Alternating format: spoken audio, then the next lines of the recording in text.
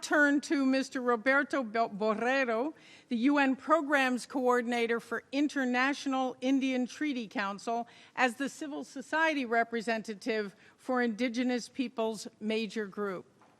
Mr. Borrero. Distinguished moderator, Honorable Chair, Excellency Halonen, Her Excellency Anna Trisik-Babak, distinguished panelists and excellencies and friends. I'd just like to begin by acknowledging the indigenous peoples of this land and whose descendants have welcomed us here many times to what the Hopi prophecies recognize as the House of Micah. I would also like to thank His Excellency President of the General Assembly, John Ash, for inviting me to be a part of this panel this morning. And I would like to thank him as well as his staff for the very well presented background paper for this high-level event.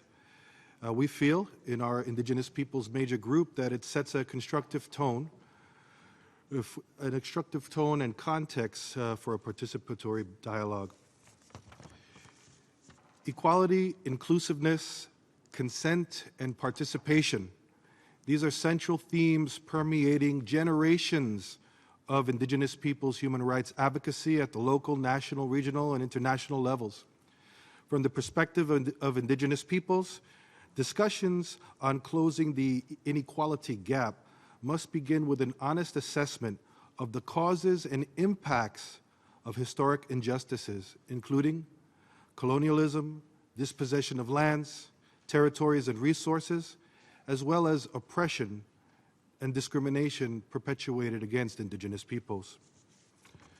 The PGA's background paper highlighted the need to move beyond addressing symptoms to addressing the root causes of inequalities. For Indigenous peoples, inequality and poverty are driven by structural, social, economic, and political factors. In essence, there's a need to rethink past approaches that have dominated the discourse thus far. At this time, I want to bring your attention to the World We Want initiative coordinated by UNICEF and the Secretariat of the Permanent Forum on Indigenous Issues in partnership with Indigenous peoples. A global e-discussion on Indigenous peoples and inequality was co-convened over 3 weeks in 2012, aimed at capturing diverse voices and contributions of Indigenous peoples from around the world. I'd like to share 7 priorities emerging from this innovative exercise, as I feel they link to some of the questions posed by the PGA's background paper. Number 1, recognition of Indigenous peoples at the national and international levels. 2, recognition of Indigenous peoples' collective rights, in particular the right to land, territories, and natural resources. 3, enactment of intercultural and culturally sensitive policies at a national level, especially in the areas of education and health. 4, prioritization of the special conditions and needs of Indigenous women, children, and youth, and Indigenous persons with disabilities. 5, recognition as culture as the 4th pillar of sustainable development and the inclusion of an Indigenous view of development with culture and identity. 6, enactment of the right to free, prior, and informed consent in all matters affecting Indigenous peoples. And 7, the establishment of partnerships for development issues relating to Indigenous peoples. These priorities on inequalities are consistent with 3 core elements and priorities for sustainable development identified in the Rio +20 Indigenous Peoples International Declaration on Sustainable Development and Self-Determination. These include 1, culture as a fundamental dimension of sustainable development. 2, the full exercise of human and collective rights of Indigenous peoples. And 3, strengthening diverse local economies and territorial management.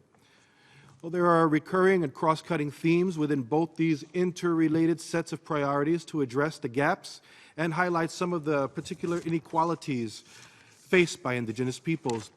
These include inter alia, the non-recognition of their collective land and resources and rights, and unequal access to public services. These impair Indigenous peoples' ability to access and control ancestral lands, forests, waters, and other natural resources, which are important for their subsistence, as well as cultural and spiritual well-being. Without access, Indigenous peoples often remain poor and marginalized, and many young people, young men and young women migrate to cities to look for employment where they experience further discrimination and risk, including sexual abuse, trafficking, hazardous child labor, and general exploitation. Indigenous women and girls face double and triple discrimination because of their sex, being indigenous, and many times because they're young. Regrettably, these inequalities exist despite a legal framework that recognizes indigenous peoples' right to enjoy the full range of human rights and equal opportunities. This framework includes the United Nations Declaration on the Rights of Indigenous People, ILO Convention 169, the ICERD, CEDAW, and other national and regional frameworks. Stronger engagement between indigenous peoples and states is required in order to allow the UNDRIP and other frameworks to effectively address critical realities and impacts of political, social, economic, and cultural inequalities. Let me just conclude by offering a few of the recommendations that indigenous peoples put forth in that online discussion. Number one, the implementation of a human rights-based approach to development should take into account issues of equality and sustainability and endorse the fundamental concept of development with culture and identity. Two, the United Nations should reach out and engage in meaningful partnerships with indigenous peoples to ensure their effective participation in the post-2015 development agenda and any emerging sustainable development goals. Input should be guided by the principles of equality and non-discrimination and include voices of indigenous women, youth, and children, and persons with disabilities. I'll also include indigenous elders and older persons here. Three, partnerships at all levels should increase efforts to support and build on indigenous peoples' articulation of their own path for development and should make every effort to provide adequate funding, technical, institutional support, and training for those development efforts.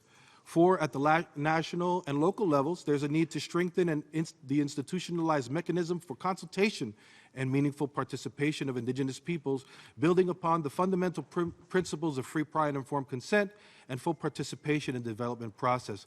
The role of United Nations country teams in that respect is critical, especially in countries and cities where indigenous peoples have weak institutional capacity. Country teams should proactively engage in dialogue with indigenous representatives, both men and women. Finally, number five, the collection of disaggregated data by gender, age, ethnic identity, and other factors, for example, disability, is necessary in order to gain an accurate understanding of indigenous peoples' poverty, to qualify policies and develop appropriate programs and monitor the impacts on all members of indigenous communities. In closing, there are a number of other excellent recommendations in the online summary of the e-discussion on indigenous peoples and inequality that I feel would be very useful for this and future debates.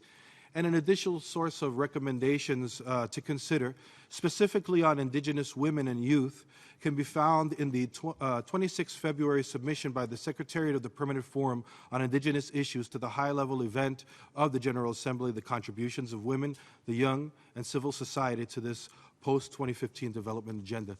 I thank you for your time and attention.